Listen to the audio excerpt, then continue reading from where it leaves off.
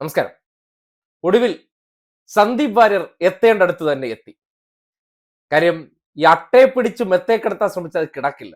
അതിന് എല്ലാ കാലത്തും എവിടെ കിടക്കാൻ പറ്റുള്ളൂ, സ്വാഭാവികമല്ലേ? അതായത് സന്ദീപ് ജി വാര്യരുടെ മാറ്റത്തോടുകൂടി ഒരു കാര്യം തെളിയുകയാണ്.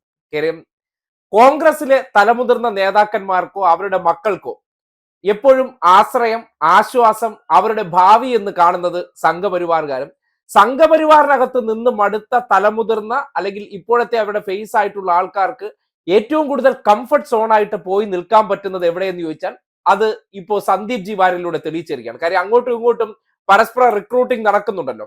നമ്മൾ ഇവിടെ നിന്ന് അങ്ങോട്ടേക്ക് കുറെ പേരെ കൊടുക്കുന്നു, ഒരാൾ ഇങ്ങോട്ടേക്ക്. സാധാരണഗതിയിൽ ഇങ്ങോട്ടേക്ക് വരുന്നത് അപൂർവമാണ്. കാര്യം അവര് വച്ചടി കോൺഗ്രസ്സുകാരെ വിഴുങ്ങി BJP ഇപ്പോ പഴയ കോൺഗ്രസ്സുകാരെ കൊണ്ട് അല്ലെ അവരുടെ മനോഭാവം കൊണ്ട് ആ കോൺഗ്രസ്സുകാരെ കൊണ്ട് കുത്തി നിറച്ച ഒരു സംവിധാനമായി മാറിക്കഴിഞ്ഞു. അതിനകത്ത് കോൺഗ്രസ്സുകാർ ചെന്നപ്പോഴാണ് സന്ദീപ് ജി വാര്യർക്ക് അവിടെ നിൽക്കാൻ പറ്റിയില്ല, ഇതിനേക്കാൾ നല്ലത് എന്റെ മാതൃ സംഘടനയിൽ നിൽക്കുന്നതാണെന്ന് തോന്നിയതിന്റെ അടിസ്ഥാനത്തിൽ അദ്ദേഹം പോകുമ്പോൾ അദ്ദേഹം ഇന്ന് പറഞ്ഞൊരു പ്രസക്തമായ വാചകമുണ്ട്.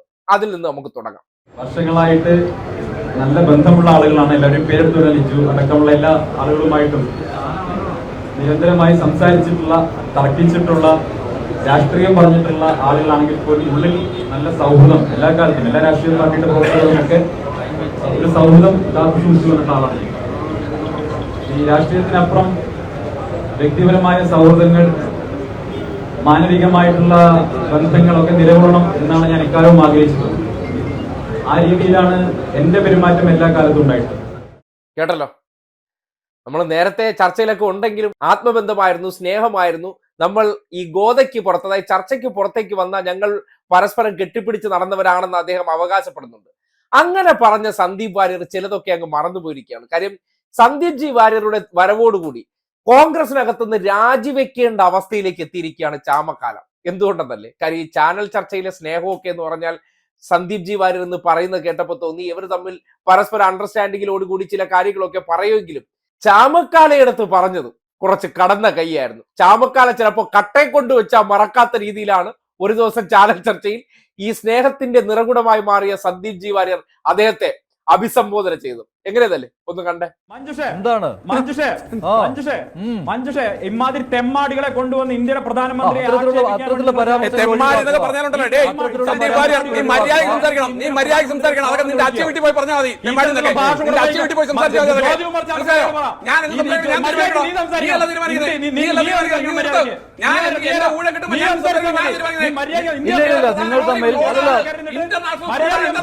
നിങ്ങൾ തമ്മിലുള്ള ഇത്തരത്തിലുള്ള വ്യക്തിപരമായ പരാമർശങ്ങൾ വേണ്ട. സന്ദീപ് ജ്യോതികുമാർ ചാമക്കാല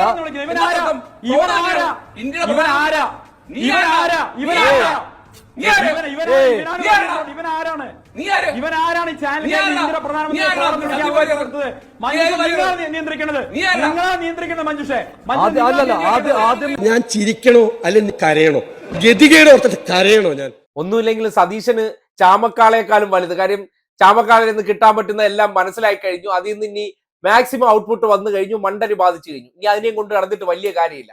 അതിനെ 10 തെറി വിളിച്ചെങ്കിൽ അത് പോണെങ്കിൽ BJP പൊയ്ക്കോട്ടെ എന്ന നിലയ്ക്കാണ് സന്ദീപ് ജി വാര്യർ ഇങ്ങോട്ടേക്ക് കൊണ്ടുവന്നത്. എന്തായാലും സന്ദീപ് ജി വാര്യർ ഗാന്ധിജിയെ കുറിച്ച് പറഞ്ഞതും എന്തിനേറെ പറയുന്നു, രാഹുൽ ഗാന്ധിയുടെ ഗണ്ഡി കുടുംബത്തെ കുറിച്ചൊക്കെ അദ്ദേഹം പറഞ്ഞിട്ടുള്ള ചരിത്രങ്ങൾ ചാനൽ ചർച്ചകളെടുത്ത് പരിശോധിച്ചു കഴിഞ്ഞാൽ എങ്ങനെ രാഹുൽ ഗാന്ധിയുടെ മുന്നിൽ കൊണ്ടുവന്ന് നിർത്തുമെന്ന് സംശയിക്കുകയാണ്. അതിന് ഇപ്പൊ പറയുന്ന കേട്ടു, സരിൻ നേരത്തെ പിണറായി വിജയനെതിരെ അപ്പോഴും പറഞ്ഞൊരു കാര്യമുണ്ട്. അതായത് സരിൻ ഇപ്പോഴും എന്ത് കൊടുത്തിട്ടില്ല, ഔദ്യോഗിക ചിഹ്നം കൊടുത്തിട്ടില്ല. സ്റ്റെതസ്കോപ്പ് കൊടുത്ത് നിർത്തിയിരിക്കുന്നത് എന്താണ്, പുറത്ത് നിർത്തി നന്നാവുമോ എന്ന് നോക്കിയിട്ടേ അകത്തേക്ക് കയറ്റുള്ളൂ. പക്ഷെ ഇത് അങ്ങനെയല്ല, നേരിട്ട് എൻട്രിയാണ്. ഇന്നലകളിൽ പറഞ്ഞത് മുഴുവൻ മറന്നുകൊള്ളണം. കാര്യം അതൊന്നും അവിടെ നിലനിൽക്കുന്നുണ്ടെങ്കിലും അതെല്ലാം ഞങ്ങൾ മറന്നു എന്ന നിലയ്ക്കൊക്കെ ഇങ്ങനെ കൊണ്ടുവന്നിരുത്തുന്നതും സരിനും പിണറായി വിജയനും തമ്മിൽ പറഞ്ഞത്. സരിൻ പിണറായി വിജയനെ പറഞ്ഞിട്ടുണ്ടെന്നേ. അതുകൊണ്ടാണ് ഇങ്ങനെ ഒരു തെരഞ്ഞെടുപ്പ് വരുമ്പോൾ അദ്ദേഹത്തിന് നേരിട്ട് എന്ത് ചെയ്യാത്തത്, പാർട്ടിക്കകത്ത് എൻട്രി അല്ല, ഇത് വിട്ടു വന്നത് കൊണ്ട് സ്വതന്ത്രനായി നിർത്തി സപ്പോർട്ട് ചെയ്യുകയാണ്. അതാണ് ഇത് രണ്ടും തമ്മിലുള്ള വ്യത്യാസം.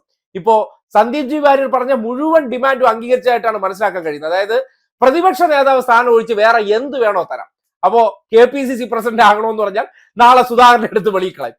അങ്ങനെ ഏത് പൊസിഷൻ വേണോ കൊടുക്കാമെന്നുള്ള ഡിമാൻഡിലാണ് കൊണ്ടുവന്നിരിക്കുന്നത്. എന്തായാലും ഒരു സംശയവും വേണ്ട, ഇത് എത്ര കാലം പോകും നോക്കാൻ. കാര്യം അവിടെ തന്നെ പുകഞ്ഞു പുറത്തേക്ക് ചാടി വന്ന വ്യക്തി ഇവിടെ എത്ര കാലം അറിയാലോ. അധികാരമോഹത്തിന് വേണ്ടി വടംവലിക്കാരാണ്. ഇനി എത്ര വലിയ ആളായിരുന്നാലും, അത് തരൂരായിരുന്നാലും ശരി, സരിനായിരുന്നാലും ശരി, അതൊന്നും അവിടെ ഒരു പ്രശ്നമേ അല്ല.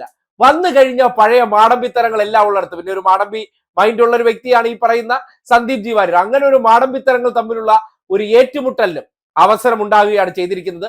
സന്ദീപ് ജി വാര്യരുടെ വരവോടുകൂടി പല പല പൊട്ടിത്തെറികൾക്ക് ഇപ്പോഴല്ല, വെരി റീസെന്റ് ഉണ്ടാകാൻ പോവുകയാണ്. ഷാഫി പറമ്പിലിന്റെ പേര് പോലും എടുത്തു പറയാത്ത ഒരു കാര്യം അവിടെ ശ്രദ്ധിക്കേണ്ടതുണ്ട്. അദ്ദേഹത്തിന്റെ ഉള്ളിലെ ആ ന്യൂനപക്ഷ വിരുദ്ധതയൊക്കെ നമുക്ക് വരും ദിവസങ്ങളിൽ കോൺഗ്രസിനകത്ത് നിന്നുണ്ടാകുന്ന ആ പൊട്ടിത്തെറികൾ കണ്ട് ആസ്വദിക്കാം, കണ്ട് വിലയിരുത്താം എന്ന് മാത്രമാണ് ഈ സന്ദർഭത്തിൽ പറയാനുള്ളത്.